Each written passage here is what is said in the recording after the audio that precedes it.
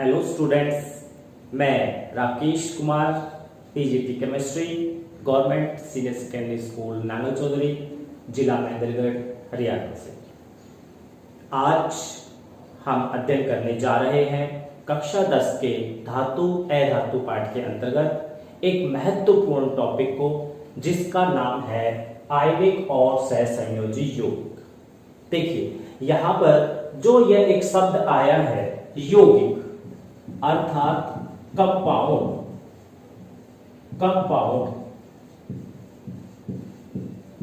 आप इसके बारे में पहले से ही अवगत हैं कि यौगिक क्या होते हैं। आपको याद होगा, यौगिक दो या दो से अधिक परमाणु जिनको उनके द्रव्यमान के निश्चित अनुपात में जोड़ा जाता है तो बनने वाला पदार्थ यौगिक कहलाता है। तो यहां पर क्या होगा, दो या दो से अधिक परमाणु। देखिए, यहां पर एक परमाणु है ए और दूसरा परमाणु है बी। इन दोनों परमाणुओं को, यहां पर दो भी हो सकते हैं परमाणु और दो से ज्यादा भी हो सकते हैं। तो दो या दो से अधिक परमाणुओं को हम उनके द्रव्यमान के निश्चित अनुपात में यदि जोड़ दें तो क्या बनता है, यौगिक बनता है। देखिए, यहां पर ए और बी दो परमाणु थे और उनको हमने आपस में क्या कर दिया है, यहां पर जोड़ दिया है। देखिए, तो एक परमाणु हो गया, ये दूसरा परमाणु हो गया और दोनों निश्चित द्रव्यमान के अनुपात में जुड़ने के बाद क्या बना रहे हैं, यौगिक बना रहे हैं, है ना। तो यौगिक बनेगा तो क्या होगा, यौगिक बनेगा तो एक परमाणु दूसरे परमाणु के साथ जुड़ेगा, अर्थात एक परमाणु और दूसरे परमाणु के बीच में आकर्षण बल होगा। जब आकर्षण बल होगा तभी वो परमाणु एक दूसरे के निकट रहेंगे, जुड़ेंगे, है ना, और तभी यौगिक बनेगा।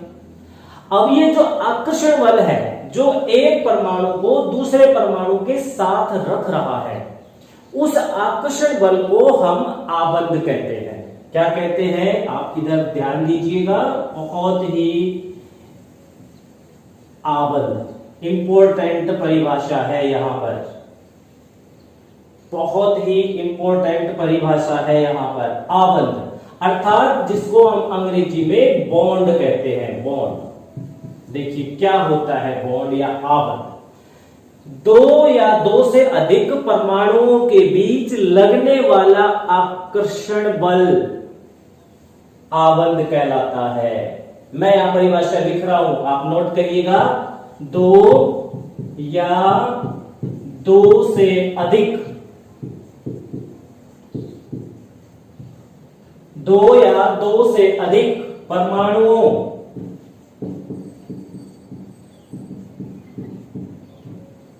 के बीच लगने वाला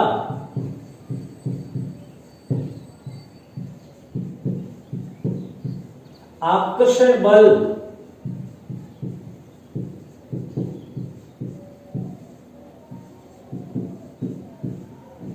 आबंध कहलाता है। बहुत आसान सी परिभाषा, आबंध किसे कहते हैं। यहां पर आपको दिखाई भी दे रहा है, एक परमाणु है, दूसरा परमाणु है, दोनों परमाणु जुड़ करके एक यौगिक बना रहे हैं, ए बी। यहां पर बनने वाला यौगिक है।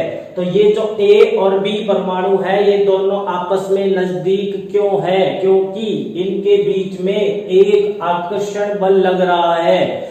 आकर्षण बल का मतलब है अट्रैक्टिव फोर्स, जो एक परमाणु को दूसरे परमाणु के साथ बांध के रखेगा, वह आकर्षण बल लग रहा है यहां पर। इसलिए यह जो आकर्षण बल है इन दोनों परमाणुओं को नजदीक नजदीक रखे हुए है, इस बल को आबंध कहते हैं, अर्थात बॉन्ड कहते हैं। आपको समझ आया होगा। अब ये आबंध कितने प्रकार के होते हैं, देखिए, चलिए आइए यहां पर हम देखते हैं आबंध के प्रकार, कि एक परमाणु को दूसरे परमाणु के साथ रखने के लिए आबंध कितने प्रकार के हो सकते हैं। देखें, चलिए, आबंध आपके सिलेबस के अनुसार दो प्रकार के होते हैं। वह कौन कौन से हैं। नंबर एक, आयनिक आबंध।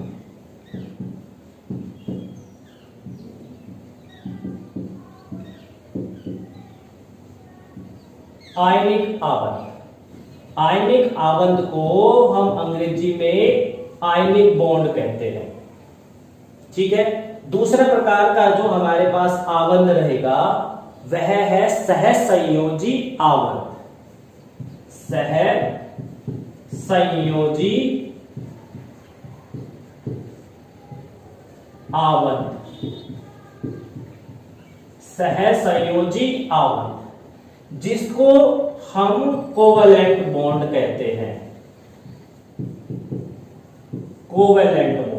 तो हमारे सिलेबस में यहां पर दो प्रकार के आवंत दिए गए हैं। नंबर 1 आयनिक आवंत जिसको आयनिक बॉन्ड कहते हैं। नंबर 2 सहसंयोजी आवंत जिसको कोवलेंट बॉन्ड कहते हैं। आपको नाम पहचाने लग रहे होंगे। यहां पर देखिए, आयनिक आवंत, आयनिक यौगिक और सहसंयोजी आवंत अर्थात सहसंयोजी यौगिक। तो बिल्कुल आसान सी परिभाषा है। देखिए, आयनिक आवंत, आयनिक यौगिक अर्थात आयनिक यौगिक कौन होते हैं? आयनिक यौगिक वो होते हैं जिसमें आयनिक आवंत हो। आया समझ में? वह यौगिक जिसमें परमाणुओं के बीच आयनिक आवंत हो उसको हम आयनिक यौगिक कहते हैं। अभी देखेंगे कैसे बनते हैं। उसके बाद हम देख रहे हैं सहसंयोजी आवंत, सहसंयोजी यौगिक। सहसंयोजी यौगिक वह यौगिक होते हैं जिसमें परमाणुओं के बीच सहसंयोजी आवंत हो, उसको सहसंयोजी यौगिक कहते हैं। आ गया होगा समझ में? तो आवंत के ऊपर निर्भर करेगा कि हमारे पास आयनिक या सहसंयोजी कौन सा यौगिक है। यदि हमारे पास आवंत आयनिक है तो आयनिक यौगिक होगा। अगर परमाणुओं के बीच सहसंयोजी आवंत है तो हमारे पास सहसंयोजी यौगिक होगा। ठीक है।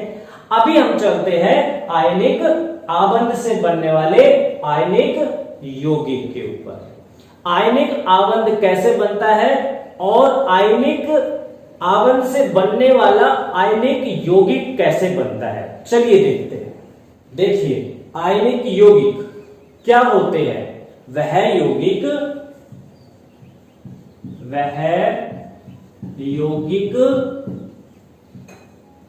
जिनके परमाणुओं के बीच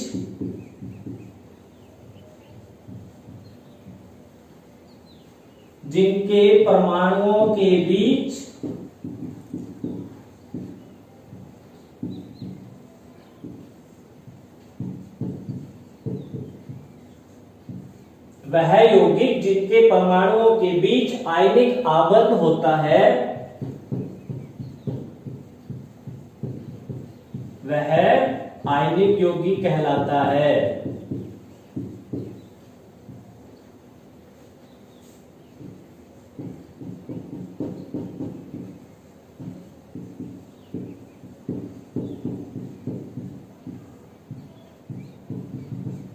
आयनिक यौगिक बनाने के लिए आयनिक आवंत होना जरूरी है। अब आयनिक आवंत कैसे बनता है, चलिए देखें। आइए यहां पर हम देखते हैं कि सोडियम क्लोराइड जो आयनिक यौगिक है वह कैसे बनता है, उसमें आयनिक आवंत कैसे बनता है। सोडियम क्लोराइड जिसका सूत्र आपको पता होगा NaCl। आप जानते हैं सोडियम क्लोराइड को, आपने देखा है कहीं? अवश्य देखा है। आप अपने घर में खाने में जिस नमक का इस्तेमाल करते हैं वही तो सोडियम क्लोराइड होता है। NaCl उसका सूत्र होता है ना। आइए देखते हैं कि ये सोडियम क्लोराइड कैसे बना है। अब सोडियम और क्लोरीन का किस प्रकार से आपस में संयोजन होता है वह देखते हैं हम। देखिए, एक तो यहाँ पर परमाणु जो है वो सोडियम है। सोडियम जो होता है उसकी क्रम संख्या कितनी होती है? उसकी क्रम संख्या होती है 11, होती है ना। और इसका इलेक्ट्रॉनिक विन्यास अगर हम लिखते हैं, देखिए आप यहाँ पर सोडियम का इलेक्ट्रॉनिक विन्यास क्या होता है? 2 8 1। इसके बाहर वाले कक्ष में एक इलेक्ट्रॉन है यहाँ पर, यह इस इलेक्ट्रॉन को क्या कर देगा? त्याग देगा। किस लिए? ताकि यह स्थिर बन जाए, ताकि यह अक्रिय गैस वाली इलेक्ट्रॉनिक कॉन्फ़िगरेशन को प्राप्त कर ले। ठीक है, स्टेबिलिटी प्राप्त कर ले, यह भी कह सकते हैं हम। तो यहां पर ये क्या करेगा, अपने एक इलेक्ट्रॉन को, बाहर वाले इलेक्ट्रॉन को त्याग देगा, और त्याग करके क्या बना देगा, देखिए सोडियम एक धन आयन के अंदर बदल जाएगा, अर्थात यहाँ पे सोडियम आयन बन जाएगा, जिसका इलेक्ट्रॉनिक विन्यास क्या हो जाएगा, 2-8 हो जाएगा। चलिए, इसी प्रकार से यहाँ पर जो दूसरा हमारे पास परमाणु है वह है क्लोरीन। तो यहाँ पर मैं क्लोरीन का भी दिखाता हूं कि क्लोरीन किस प्रकार से अपने आयन में बदलता है। क्लोरीन का संकेत आप जानते हैं Cl होता है। इसकी अगर हम क्रम संख्या की बात करते हैं तो वह कितना होता है, 17 होता है।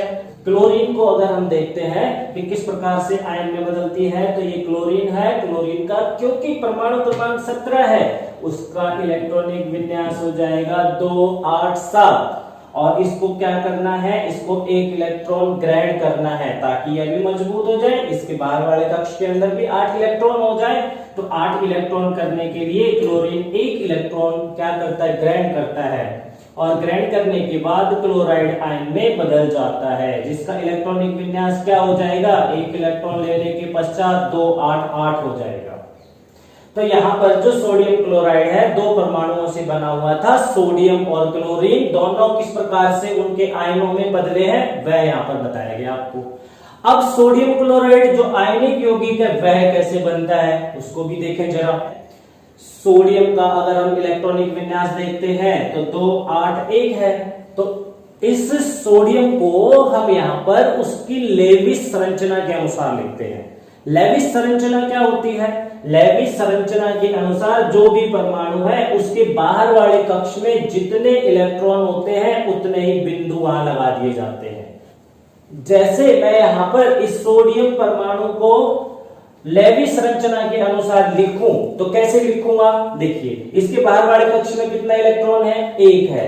तो इसके बाहर वाले कक्ष के इलेक्ट्रॉन को मुझे एक बिंदु लगा करके प्रदर्शित करना है। सबसे पहले लेविस संरचना के अनुसार मुझे क्या करना होगा, सोडियम का संकेत लिखना होगा जो मैंने यहां लिख दिया है। उसके बाद मुझे उसके बाहर वाले कक्ष में कितने इलेक्ट्रॉन हैं वह मुझे दर्शाने होंगे। उसके पास इलेक्ट्रॉन कितने हैं बाहर वाले कक्ष में, 1 इलेक्ट्रॉन है, तो एक बिंदु लगा दूंगा मैं वहां पर। ठीक है, यह हो गई है लेविस संरचना सोडियम के परमाणु की। तो जब भी हम किसी आयनिक यौगिक का बनना प्रदर्शित कर रहे हैं तो वहां पर हम परमाणुओं को और उनके आयन को लेविस संरचना के अनुसार प्रदर्शित करेंगे। ठीक है, तो सोडियम परमाणु था, बाहर वाले कक्ष में 1 इलेक्ट्रॉन था, लेविस संरचना के अनुसार हमने क्या किया, हमने सोडियम के पास एक बिंदु रख दिया, एक डॉट रख दिया, जिससे यह बन गई सोडियम परमाणु की लेविस संरचना, लेविस स्ट्रक्चर। ठीक है, चलिए दूसरा हमारे पास क्या था, क्लोरीन था। क्लोरीन को भी हम लेविस संरचना के अनुसार वहां पे रखते हैं। चलिए ये देखिए, ये क्लोरीन है, क्लोरीन का संकेत लिखेंगे पहले। ठीक है, और उसके बाहर वाले कक्ष में कितने इलेक्ट्रॉन है, 7 इलेक्ट्रॉन है। तो लेविस संरचना में मुझे क्या करना पड़ेगा, मुझे 7 बिंदु उस क्लोरीन के इर्द गिर्द दिखाने होंगे। देखिए 6 हो गए हैं और एक ये 7 बिंदु हो गए हैं। तो अभी मैंने सबसे पहले क्या किया, सोडियम क्लोराइड किस प्रकार बनना है यह दिखाने के लिए मैंने सोडियम परमाणु की लेविस संरचना लिखी, और इसी प्रकार से मैंने क्लोरीन की लेविस संरचना लिखी। अब क्या होता है, देखिए किस प्रकार से सोडियम क्लोराइड की फॉर्मेशन होती है। यहां पर जो सोडियम क्लोराइड है उसके पास एक इलेक्ट्रॉन एक्स्ट्रा है। ये देखिए एक्स्ट्रा था तो उसने यहाँ पे वो दे रहा था, तो देने के बाद उसके ऊपर एक प्लस चार्ज आ रहा था। तो यहां पर यह सोडियम क्या करेगा, इसके पास एक इलेक्ट्रॉन फालतू है उसको वो दे देगा, अर्थात ट्रांसफर कर देगा। ठीक है, किसको ट्रांसफर करेगा, किसको जरूरत है, क्लोरीन को जरूरत है अपना ऑक्टेट पूरा करने के लिए। तो यहां पर अपना अष्टक पूरा करने के लिए क्लोरीन उस इलेक्ट्रॉन को ले लेगा। जब यह इलेक्ट्रॉन यहां से इसके पास पहुंच जाएगा क्लोरीन के पास, तो क्या होने वाला है, ये होने वाला है, सोडियम जो था वो सोडियम आयन में बदल जाएगा, क्लोरीन है वो क्लोराइड आयन में बदल जाएगा। तो इनको हम यहाँ पर दर्शा रहे हैं अगले स्टेप में। देखिए क्या हो जाएगा, सोडियम का जब इलेक्ट्रॉन यहाँ क्लोरीन के पास चला जाएगा तो ये तो सोडियम आयन बन जाएगा, जैसा आपको यहाँ पे दर्शाया गया था, है ना। इसी प्रकार से जो क्लोरीन है जब इलेक्ट्रॉन को ग्रहण कर लेगा तो क्लोराइड आयन बन जाएगा। तो क्लोरीन के हम 7 इलेक्ट्रॉन तो उसके पास थे ही, 1 इलेक्ट्रॉन उसने सोडियम से ले लिया है। सोडियम से लेने के बाद क्लोरीन के पास 8 इलेक्ट्रॉन हो गए हैं। 8 इलेक्ट्रॉन होने के बाद क्या हुआ है, उसके ऊपर एक माइनस अर्थात एक ऋणात्मक आवेश आ गया है। यह जो है यह क्लोराइड आयन की लेविस संरचना है। हम क्लोरीन के पास जो 7 इलेक्ट्रॉन थे, 1 इलेक्ट्रॉन सोडियम से लेने के बाद उसके पास 8 इलेक्ट्रॉन हो गए, लेकिन 8 इलेक्ट्रॉन तो हुए लेकिन एक ऋणात्मक आवेश भी आ गया है ना। तो यहां पर हम उसकी लेविस संरचना लिखेंगे क्लोराइड आयन की, ठीक है। इसके बाद देखिए क्या होगा, यह धनात्मक आवेश वाला आयन बन गया है, यह ऋणात्मक आवेश वाला आयन बन गया है, अर्थात यह धन आयन है, यह ऋण आयन है। और धन आयन ऋण आयन अर्थात विपरीत प्रकार के आवेश यदि एक दूसरे के पास है तो उनमें क्या होता है, आकर्षण होता है ना आकर्षण। देखिए यहां पर अब इन दोनों के बीच, सोडियम आयन के बीच और क्लोराइड आयन के बीच, इन दोनों के बीच में क्या होगा, आकर्षण बल लगेगा। और आकर्षण बल लगने के फलस्वरूप सोडियम जो है वो क्लोरीन के साथ जुड़ जाएगा और क्या बन जाएगा, सोडियम क्लोराइड बन जाएगा, ठीक है। तो यहां पर देखिए सबसे पहले आयन बने हैं, फिर आयन आपस में जुड़ गए हैं। आयनों के ऊपर विपरीत प्रकार के आवेश है और विपरीत प्रकार के आवेशों के बीच आकर्षण होता है। आकर्षण लगना परमाणुओं के बीच, वही तो आबंध होता है ना। तो यहाँ पर आबंध कौन सा है, आयनिक आबंध है, क्योंकि यह भी आयन में बदला है, यह भी आयन में है।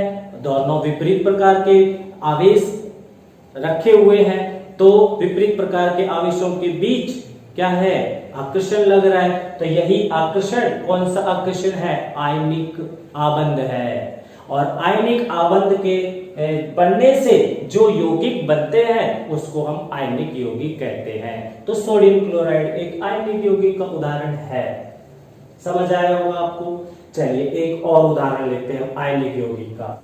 उदाहरण नंबर 2, यहां पर हम उदाहरण ले रहे हैं किसका, मैग्नीशियम क्लोराइड। क्या मैग्नीशियम क्लोराइड का सूत्र पता है आपको, देखिए इसका सूत्र होता है MgCl2, मैग्नीशियम क्लोराइड। यह भी आयनिक यौगिक का ही एक उदाहरण है। आयनिक यौगिक कैसे है, क्योंकि आयनों के मिलने से बना है। यहाँ पर कौन कौन से आयन है, आइए देखें जरा। देखिए मैग्नीशियम एक यहां परमाणु है और दूसरा क्लोरीन यहां पर परमाणु है। मैग्नीशियम का देखते हैं सबसे पहले कि मैग्नीशियम कैसे अपने आयन में बदलता है। मैग्नीशियम जिसका संकेत Mg होता है, जिसकी क्रम संख्या 12 होती है, 12 है ना। और यह आयन में कैसे बदलता है वह भी देख लेते हैं जरा। मैग्नीशियम का इलेक्ट्रॉनिक विन्यास होगा 282 होता है। इसके बाहर वाले कक्ष में 2 इलेक्ट्रॉन है, तो ये 2 इलेक्ट्रॉन अपने त्याग करके और अपना जो इलेक्ट्रॉनिक विन्यास है वो स्थिरता वाला प्राप्त करना चाहेगा, अर्थात बाहर वाले कक्ष में 8 इलेक्ट्रॉन पूरे करना चाहेगा। तो दोनों इलेक्ट्रॉन को त्यागने के पश्चात मैग्नीशियम के ऊपर 2+ आवेश आ जाएगा, अर्थात मैग्नीशियम 2+ आयन में बदल जाएगा, ठीक है। यहाँ पर इसका जो इलेक्ट्रॉनिक विन्यास है वो 2-8 होगा। इसी प्रकार से हमारे पास दूसरा यहाँ पर परमाणु क्लोरीन है। क्लोरीन को हम यहाँ पर ले रहे हैं क्लोरीन, ठीक है। क्लोरीन का जो संकेत होता है Cl होता है। इसके बारे में हम पहले ही पढ़ चुके हैं कि इसकी क्रम संख्या जो है वह 17 होती है। यह आयन में कैसे बदलता है वह भी हम देख चुके हैं।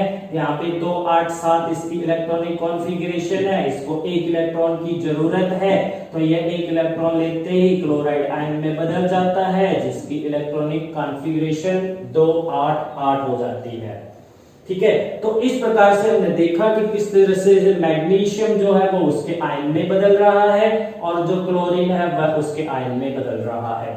अब ये दोनों आयन कैसे जुड़ते हैं, कैसे एक दूसरे से जुड़ करके मैग्नीशियम क्लोराइड जैसे आयनिक यौगिक का निर्माण करते हैं वह देखते हैं। देखिए जरा ध्यान दीजिएगा, यहाँ पर मैग्नीशियम है और मैग्नीशियम का हम कौन सा संरचना लिखेंगे, लेविस संरचना वाला सूत्र लिखेंगे।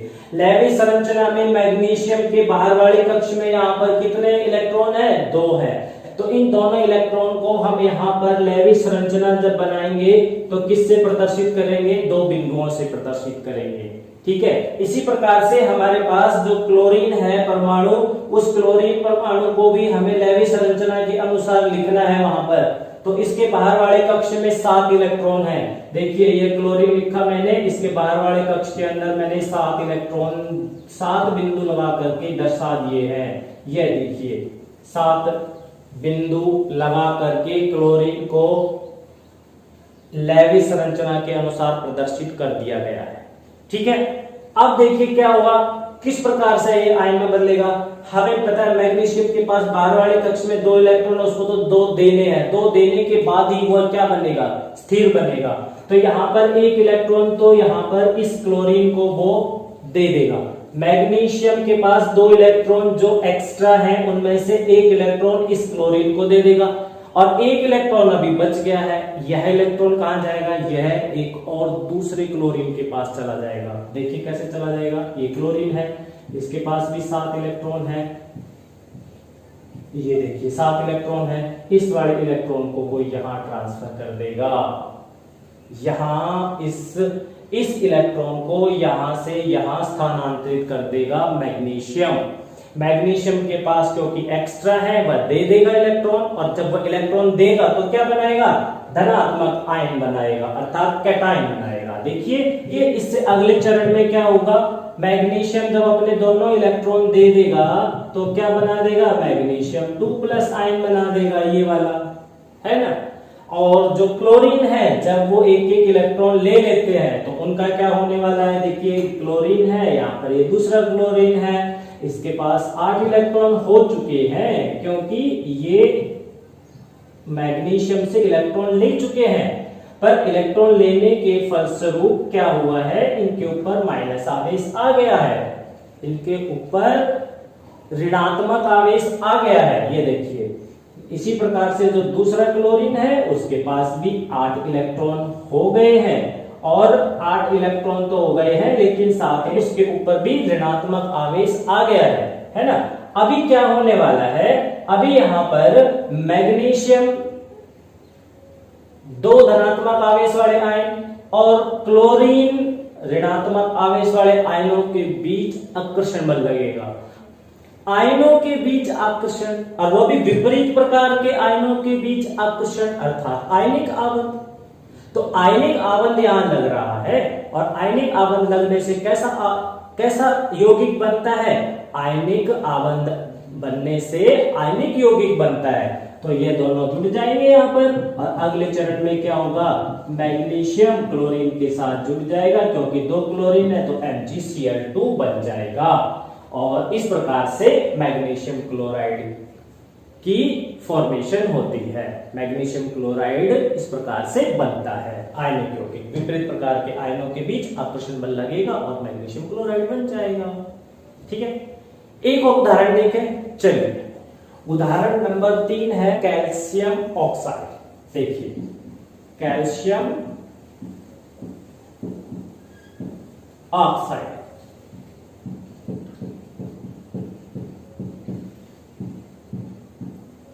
कैल्शियम ऑक्साइड का सूत्र CaO होता है। CaO कैल्शियम ऑक्साइड किस प्रकार से बनता है कैल्शियम ऑक्साइड? जरा ये देखते हैं। देखिए कैल्शियम ऑक्साइड 2 प्रकार के परमाणु से मिलकर बना हुआ है, जिसमें एक कैल्शियम है और दूसरा ऑक्सीजन है।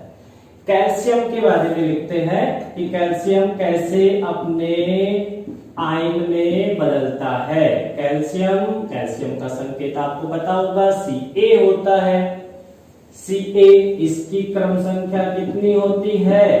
कैल्शियम की क्रम संख्या होती है 20। इसके बाद हम देखते हैं कि आयन में कैसे बदलता है। Ca इसका इलेक्ट्रॉनिक विन्यास क्या हो जाएगा?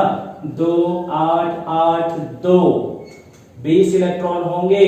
ठीक है, बाहर वाले कक्ष में कितने इलेक्ट्रॉन हैं? 2 इलेक्ट्रॉन है। दोनों इलेक्ट्रॉन ये त्याग देगा और त्याग करके कैल्शियम 2+ आयन में बदल जाएगा।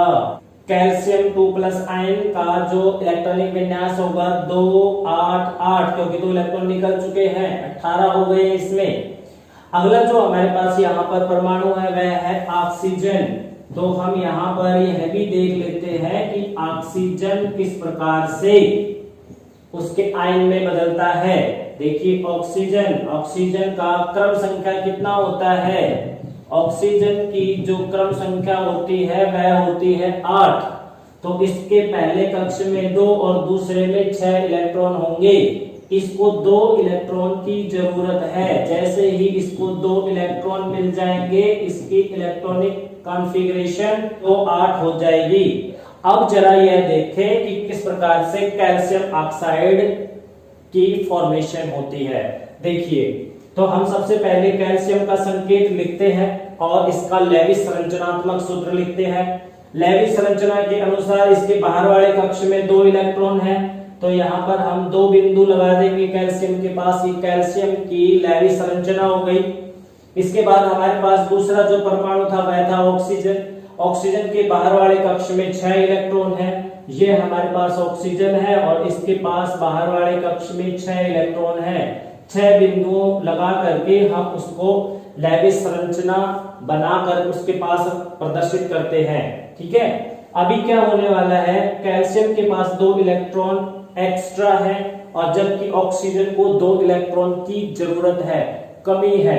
तो यहाँ पर जो कैल्शियम है वह अपने दोनों इलेक्ट्रॉन ऑक्सीजन को स्थानांतरित कर देगा और जैसे ही कैल्शियम अपने दोनों इलेक्ट्रॉन स्थानांतरित कर देगा ऑक्सीजन को, उसके ऊपर 2 धनात्मक आवेश आ जाएगा इस प्रकार से, जैसा यहाँ दिखाया गया है। तो यह देखिए कैल्शियम के पास 2 धनात्मक आवेश आ गया है, परंतु ऑक्सीजन का क्या हुआ? ऑक्सीजन के पास 6 इलेक्ट्रॉन थे। ये देखिए 6 इलेक्ट्रॉन, 2 इलेक्ट्रॉन उसने कैल्शियम से ले लिए, तो कुल उसके पास 8 इलेक्ट्रॉन हो गए हैं। और 8 इलेक्ट्रॉन होने के बाद उसके ऊपर 2 ऋणात्मक आवेश आ जाएगा। ठीक है, अभी यहाँ पर 2 धनात्मक आवेश वाले धन आयन है और 2 ऋणात्मक आवेश वाला ऋण आयन है। धन आयन और ऋण आयन अर्थात कैटायन एनायन 2 विपरीत प्रकार के आयन हैं, उनके बीच में आकर्षण बल लगेगा क्योंकि विपरीत आवेश में क्या होता है? आकर्षण होता है। तो यहाँ पर इन दोनों के बीच आकर्षण बल लगेगा और कैल्शियम ऑक्सीजन के साथ एक आकर्षण बल से जुड़ेगा, एक आबंध से जुड़ेगा। उस आबंध को आयनिक आबंध कहेंगे और इस प्रकार से आयनिक यौगिक कैल्शियम ऑक्साइड की फॉर्मेशन हो जाएगी। ठीक है, तो यह था हमारे पास आयनिक यौगिक क्या होते हैं और आयनिक यौगिक किस प्रकार बनते हैं। अभी हम चलते हैं यहाँ पर सहसंयोजी यौगिक क्या होते हैं। चले देख, आइए अब हम चलते हैं अपने अगले टॉपिक की ओर और अगला टॉपिक है हमारा सहसंयोजी यौगिक। जैसा कि इसके नाम से पता चल रहा है, सह का मतलब होता है आपस में सहयोग करके, आपस में सहयोग करके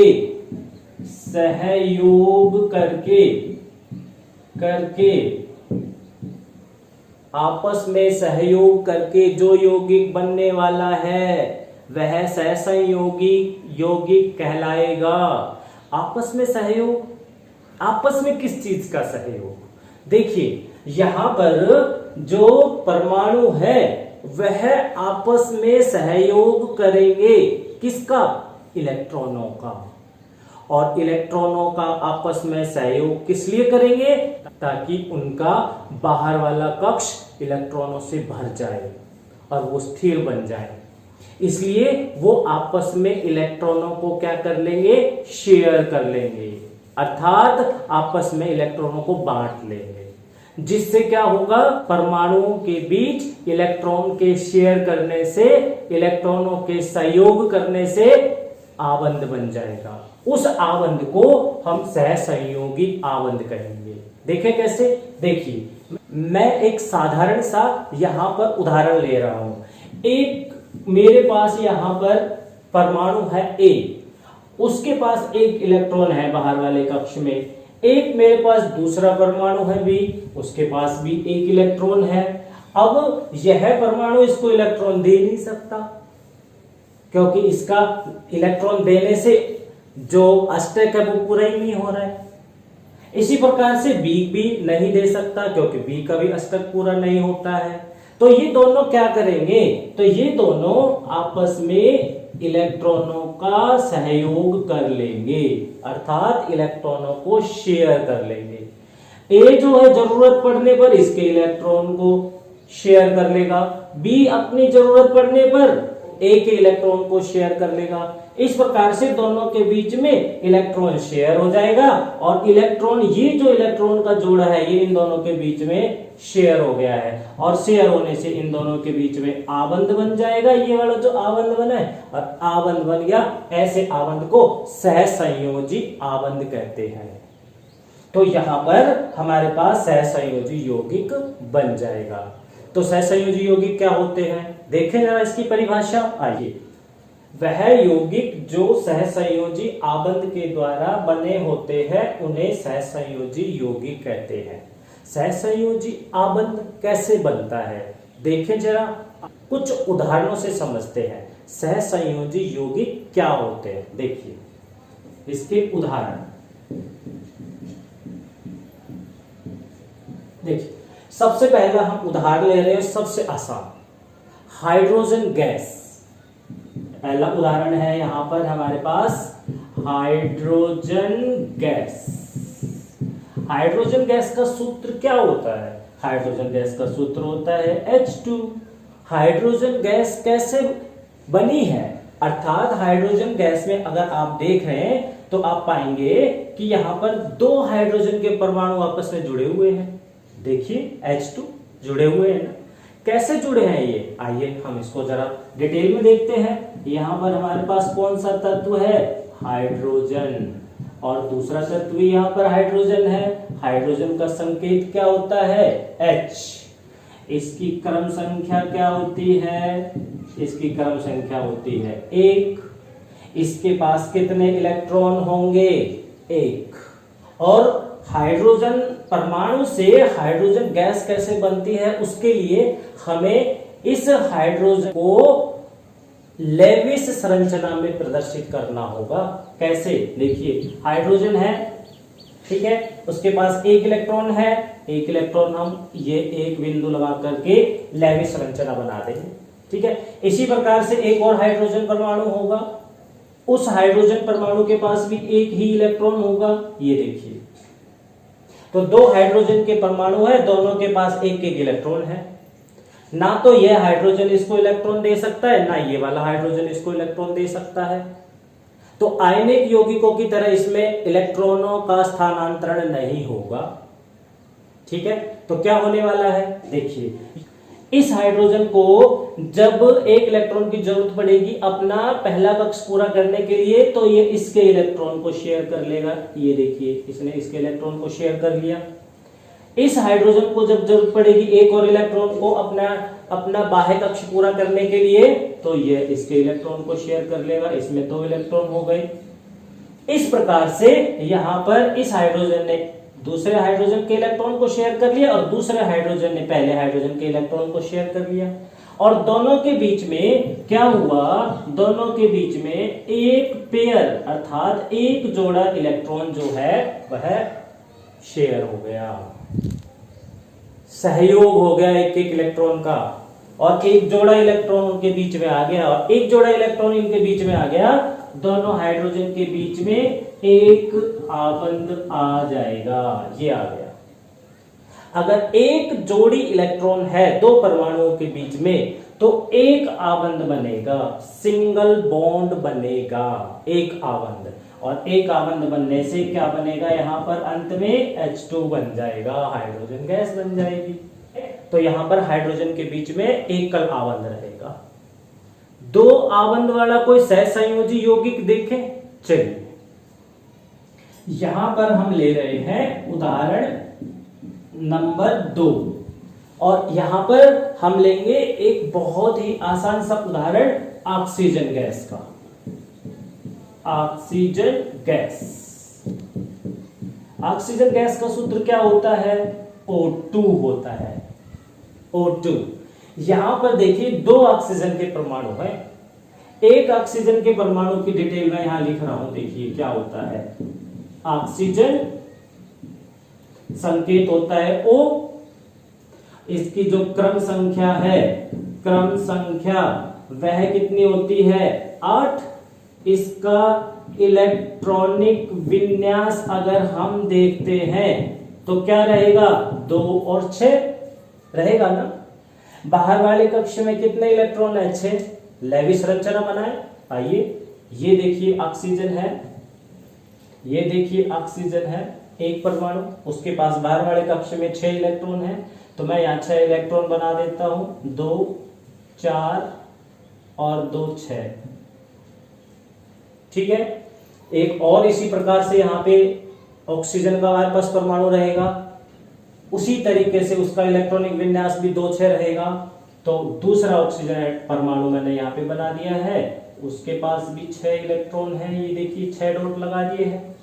अब क्या होने वाला है, अब यह होने वाला है इस ऑक्सीजन को अपना अष्टक पूरा करने के लिए 2 इलेक्ट्रॉन की जरूरत है। तो यहाँ से 2 इलेक्ट्रॉन वो शेयर कर लेगा। देखिए 8 हो गए हैं, 2 4 6 और 2 8। इस ऑक्सीजन को जरूरत होने पर इस ऑक्सीजन से इलेक्ट्रॉन मिल जाएंगे और अपने 8 पूरे कर लेगा। इसी प्रकार से जो दूसरा वाला ऑक्सीजन का परमाणु है 2 4 6, तो उसके पास खुद के पास है ही, और जरूरत पड़ने पर इसके 2 इलेक्ट्रॉनों को वो अपने साथ सहयोग कर लेगा, शेयर कर लेगा। और इस तरीके से दोनों ऑक्सीजन के परमाणुओं के बीच, ये देखिए दोनों ऑक्सीजन के परमाणुओं के बीच 2 जोड़ी इलेक्ट्रॉन आ जाएंगे। ये आ गए, ठीक है। और 2 जोड़ी इलेक्ट्रॉन आने से आगे क्या होगा, इन दोनों के बीच में द्विआबंध बन जाएगा। द्विआबंध अर्थात डबल बॉन्ड।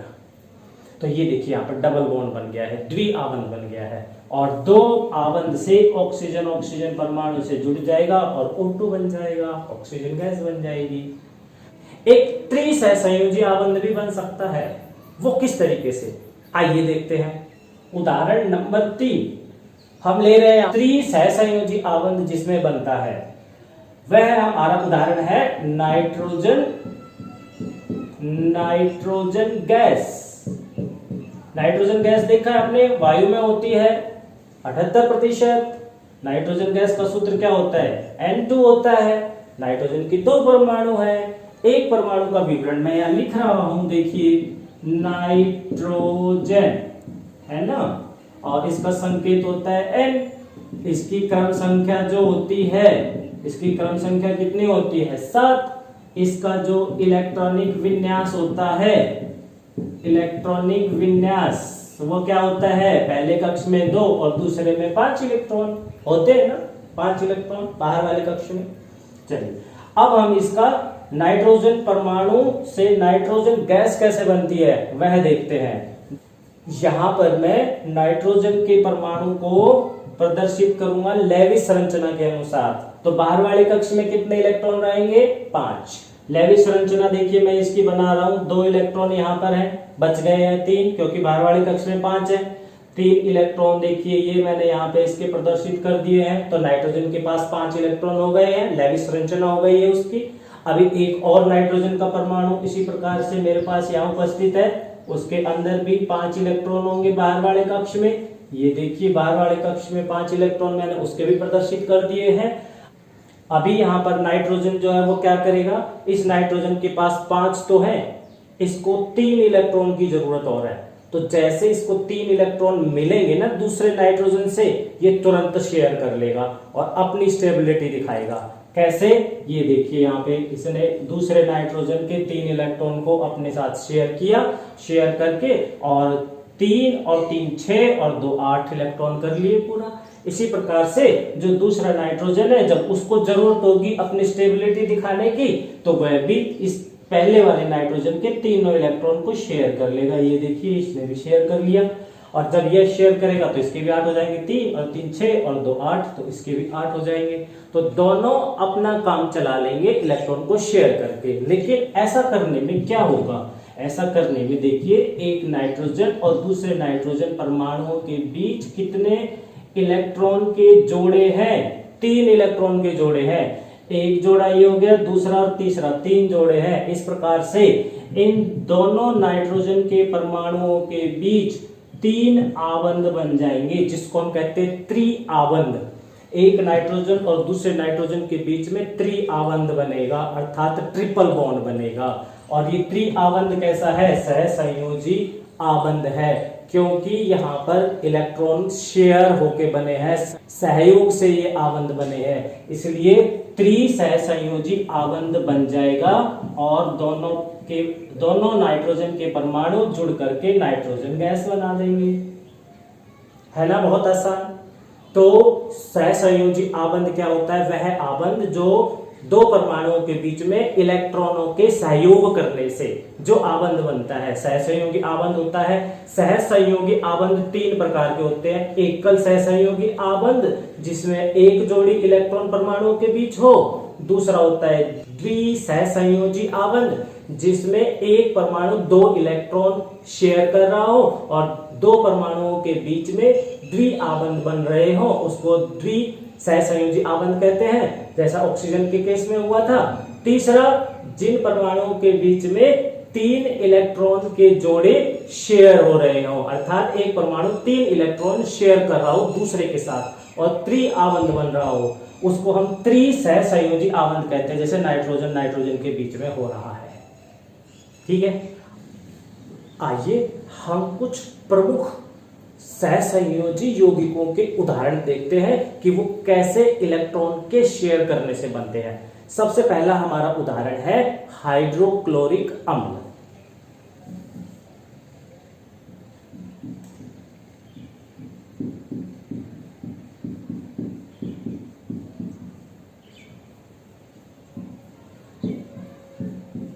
हाइड्रोक्लोरिक अम्ल का सूत्र होता है HCl।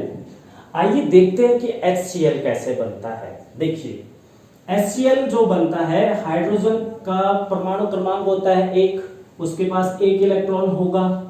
ठीक है, क्लोरीन है, क्लोरीन का परमाणु क्रमांक होता है 17, जिसका इलेक्ट्रॉनिक विन्यास होगा 2, 8, 7।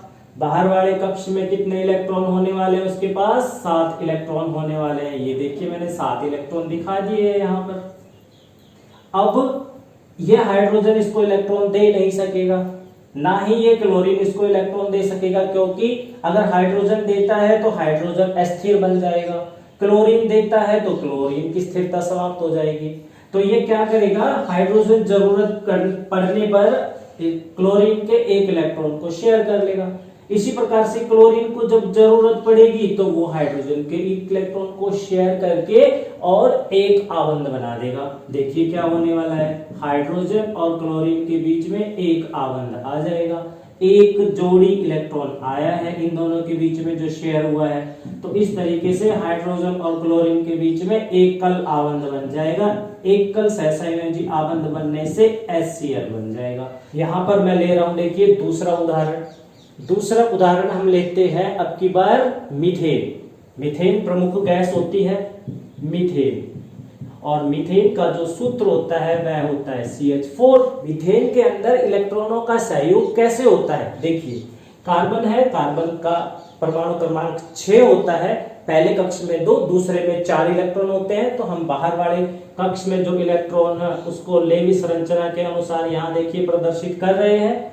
4 इलेक्ट्रॉन जो बाहर वाले कक्ष में थे कार्बन के, वो चारों इलेक्ट्रॉन यहाँ प्रदर्शित कर दिए। इसी प्रकार से जो हाइड्रोजन था, हाइड्रोजन के पास 1 इलेक्ट्रॉन होता है ना।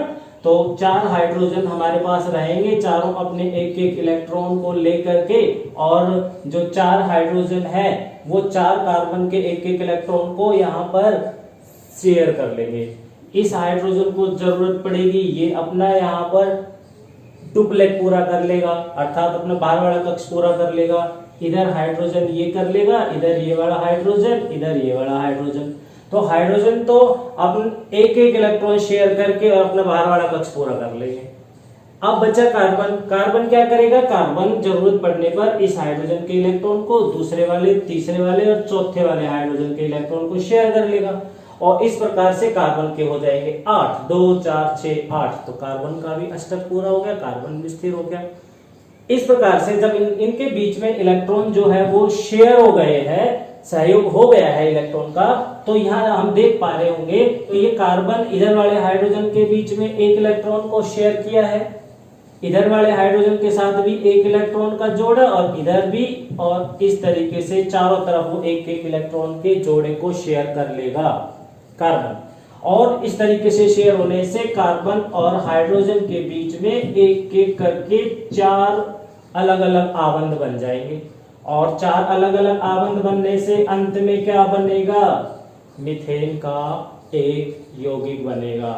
एक और इंपॉर्टेंट उदाहरण लेते हैं यहाँ पे, उदाहरण नंबर 3 जो बहुत ही जरूरी भी है, कार्बन डाइऑक्साइड।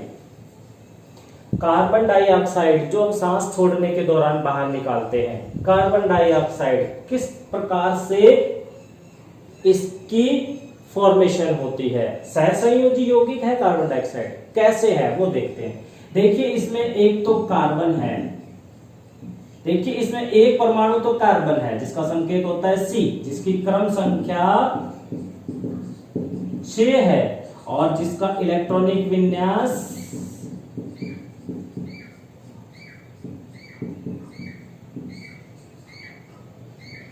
इलेक्ट्रॉनिक विन्यास 2-4 होता है। दूसरा हमारे पास यहां पर ऑक्सीजन परमाणु है,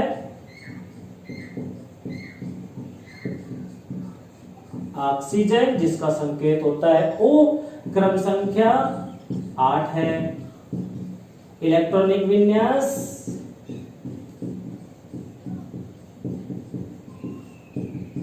2-6 रहेगी, है कि नहीं। चलिए और अब हम देखते हैं कि कार्बन डाइऑक्साइड कैसे बनता है। एक कार्बन और 2 ऑक्सीजन है, देखिए कैसे होगा। तो ये कार्बन ले रहा हूं मैं सबसे पहले, कार्बन के बाहर वाले कक्ष में कितने इलेक्ट्रॉन है, 4। इसकी लेविस संरचना बना देते हैं हम। पहले 2 इलेक्ट्रॉन इधर बना दिए हैं और 2 इलेक्ट्रॉन इधर बना दिए हैं। कार्बन की लेविस संरचना हो गई है हमारे पास। इसके बाद हमारे पास है ऑक्सीजन, ऑक्सीजन के बाहर वाले कक्ष में 6 इलेक्ट्रॉन और ऑक्सीजन कार्बन डाइऑक्साइड में कितने हैं, 2 हैं। तो एक ऑक्सीजन मैं इधर ले रहा हूं, देखिए ये लिया मैंने। इसके 6 इलेक्ट्रॉन मुझे प्रदर्शित करने हैं, 2 इलेक्ट्रॉन, 3 इलेक्ट्रॉन, 4 इलेक्ट्रॉन, 5 और 6 इलेक्ट्रॉन हो गए ऑक्सीजन के। इसी प्रकार से मेरे पास दूसरा ऑक्सीजन का परमाणु, उसके भी मुझे 6 इलेक्ट्रॉन प्रदर्शित करने हैं लेविस संरचना के अनुसार। मैंने यहाँ पर 6 इलेक्ट्रॉन उसके दिखा दिए हैं। देखिए कार्बन के 4 इलेक्ट्रॉन यहाँ तक, ऑक्सीजन के 6, ऑक्सीजन के 6 इलेक्ट्रॉन है। अब बात आती है कि ये कैसे सहयोग करेंगे इलेक्ट्रॉन का। देखिए आप इधर ऑक्सीजन को कितने इलेक्ट्रॉनों की आवश्यकता है, 2 इलेक्ट्रॉनों की आवश्यकता है ताकि उसका अष्टक पूरा हो जाए। तो वह क्या करेगा, यहाँ पे कार्बन के 2 इलेक्ट्रॉन को शेयर कर लेगा। देखिए ऑक्सीजन के 8 हो गए हैं, 4, 6 और 2 8। इसी प्रकार से इधर वाला जो ऑक्सीजन है वो भी कार्बन के 2 इलेक्ट्रॉन को शेयर कर लेगा और वह भी 8 पूरे कर देगा। 4, 2 6 और 2 8, बच गया है कार्बन। कार्बन क्या करेगा, ऑक्सीजन के 2 इस वाले ऑक्सीजन के और 2 इस वाले ऑक्सीजन के इलेक्ट्रॉन को शेयर कर लेगा। 4 उसके पास पहले ही थे, 2 इधर से शेयर कर लिया और 2 इधर से, 8 इलेक्ट्रॉन शेयर हो गए। इस प्रकार से कार्बन के पास भी 4 और 4 8 इलेक्ट्रॉन करके अष्टक पूरा हो जाएगा। और इस प्रकार से कार्बन और ऑक्सीजन के बीच में 2 जोड़ी इलेक्ट्रॉन यहाँ पर देखिए शेयर हो गए हैं। ये देखिए इधर वाले ऑक्सीजन के साथ भी यही हुआ है कि 2 इलेक्ट्रॉन शेयर हो गए हैं, है ना। और 2 इलेक्ट्रॉन शेयर होने का मतलब क्या है कि कार्बन और ऑक्सीजन के बीच में कितने आबंध बन गए हैं, द्विआबंध बन गए। वो भी कितने, 2। एक द्विआबंध इस कार्बन और ऑक्सीजन के बीच में, एक द्विआबंध इस कार्बन और ऑक्सीजन के बीच में, है ना। तो चलिए और लास्ट में अंत में क्या बन जाएगा, कार्बन डाइऑक्साइड बन जाएगी। तो इस प्रकार से कार्बन डाइऑक्साइड जो है वो सहसंयोजी यौगिक है, क्योंकि यहाँ पे इलेक्ट्रॉनों का सहयोग हो रहा है। ऐसे और भी बहुत से उदाहरण हैं, आपको उन उदाहरणों की अपनी पुस्तक के अंदर से लेकर के प्रैक्टिस करनी है। अभ्यास करिएगा आप, जितना आप अभ्यास करेंगे उतना आपको ज्यादा समझ में आएगा, ठीक है। तो ये थे हमारे पास आयनिक यौगिक और सहसंयोजी यौगिक। अब हम अंत में इन दोनों यौगिकों में क्या अंतर है वह भी देख लेते हैं। आयनिक यौगिक और सहसंयोजी यौगिक दोनों में क्या अंतर है, बहुत इंपॉर्टेंट है, आप ध्यान से देखिए। तो आइए स्टूडेंट्स, अब हम देखते हैं कि आयनिक और सहसंयोजी यौगिकों में क्या अंतर है। देखिए आयनिक यौगिक जो होते हैं वो सब के सब क्रिस्टलीय ठोस होते हैं, अर्थात उनके क्रिस्टल्स होंगे और ज्यादातर जो आयनिक यौगिक हैं वो ठोस अवस्था में मिलते हैं, सॉलिड स्टेट में मिलते हैं, जबकि सहसंयोजी यौगिक जो होते हैं वो सामान्यतः द्रव या गैस अवस्था में मिलते हैं।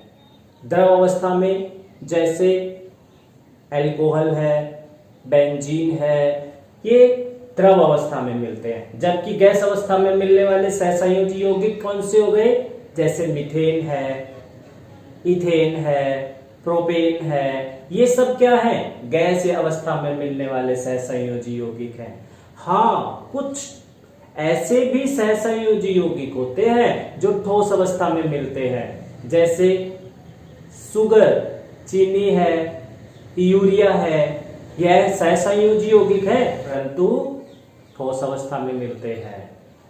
लेकिन ज्यादातर सहसंयोजी यौगिक द्रव और गैस अवस्था में मिलते हैं। दूसरा चलते हैं, आयनिक यौगिक जितने भी होते हैं उनका द्रवनांक और क्वथनांक उच्च होता है, हाई होता है। मेल्टिंग पॉइंट और बॉइलिंग पॉइंट हाई होता है। जैसे सोडियम क्लोराइड है, सोडियम क्लोराइड का द्रवनांक जो होगा, पिघलने का तापमान 800 डिग्री सेल्सियस होता है, और अगर हम उसका क्वथनांक देखते हैं तो 1413 डिग्री सेल्सियस होता है। देखिए कितना ज्यादा है। तो इनका द्रवनांक और क्वथनांक जो है वो क्या होता है, उच्च होता है। ठीक है। जबकि सहसंयोजी यौगिक जो होते हैं उनका द्रवनांक और उनका क्वथनांक निम्न होता है, low melting point boiling point होता है। जैसे नैप्थलीन है, नैप्थलीन ठोस अवस्था में मिलता है लेकिन उसका द्रवनांक केवल मात्र 77 डिग्री सेल्सियस है, 77 डिग्री सेल्सियस, तो निम्न होता है। ठीक है, क्योंकि इनके बीच में जो आकर्षण है अर्थात आबंध है वह कमजोर होता है, इसलिए कम तापमान पर ही ये पिघल जाते हैं और द्रव बन जाते हैं। तीसरा, ये द्रव और पिघली हुई अवस्था में विद्युत का चालन करते हैं। जैसे नमक है, नमक अगर आप ठोस अवस्था में उसमें से अगर आप विद्युत धारा गुजारेंगे कैथोड एनोड बना करके, तो उसमें से विद्युत धारा नहीं गुजरेगी। परंतु यदि नमक को हम जल में घोल दें या नमक को गर्म करके पिघला लें, उस अवस्था में नमक विद्युत का चालन करेगा। अर्थात कोई भी जो आयनिक यौगिक है अगर वह ठोस अवस्था में है तो विद्युत का चालन नहीं करेगा, परंतु द्रव अवस्था में या पिघली हुई अवस्था में या जिसको कहें हम कि जलीय घोल की अवस्था में विद्युत का चालन करेंगे। लेकिन सहसंयोजी यौगिक किसी भी अवस्था में विद्युत का चालन नहीं करते हैं। एक आध कोई अपवाद हो सकता है, परंतु सामान्यतः सहसंयोजी यौगिक विद्युत का चालन नहीं करते। अगला हम इनमें अंतर देखते हैं। अगला अंतर है हमारे पास, ये सामान्यतः जल में घुलनशील होते हैं। जो भी हमारे पास आयनिक यौगिक है, क्योंकि जल का डाई इलेक्ट्रिक कांस्टेंट बहुत उच्च होता है, इसलिए ये जल में घुल जाते हैं और उनके आयनों में टूट जाते हैं। जितने भी आयनिक यौगिक हैं जल में घुलते हैं और उनके आयनों में टूट जाते हैं। जैसे नमक है, सोडियम क्लोराइड NaCl, जल में डालेंगे ना आप इसको तो ये इसके आयनों में टूट जाएगा। ठीक है, तो जल में घुल जाएगा नमक। परंतु जो सहसंयोजी यौगिक होते हैं वह जल में नहीं घुलते हैं, सामान्यतः जल में नहीं घुलते हैं। क्यों? क्योंकि वो उनके आयनों में नहीं टूटते हैं, इसलिए वो नहीं घुलते हैं। परंतु कुछ अपवाद जरूर है, जैसे यूरिया है, चीनी है, ये जल में घुल जाते हैं, परंतु सामान्यतः बाकी जो हमारे पास सहसंयोजी यौगिक है वो जल में नहीं घुलते हैं। एक और है हमारे पास, ये कार्बनिक यौगिक जैसे अल्कोहल आदि में नहीं घुलते। देखिए, घोलने वाले कुछ कार्बनिक यौगिक भी होते हैं जो बहुत सारी चीजों को अपने अंदर घोलते हैं, उनमें कभी भी आयनिक यौगिक नहीं घुलेंगे। हाँ, सहसंयोजी यौगिक अगर है तो वो बहुत जल्दी कार्बनिक यौगिकों जैसे अल्कोहल है, बेंजीन है, कार्बन टेट्राक्लोराइड है, इनके अंदर बहुत जल्दी घुल जाएंगे सहसंयोजी यौगिक। तो ये था हमारे पास आयनिक यौगिक और सहसंयोजी यौगिकों में क्या अंतर है।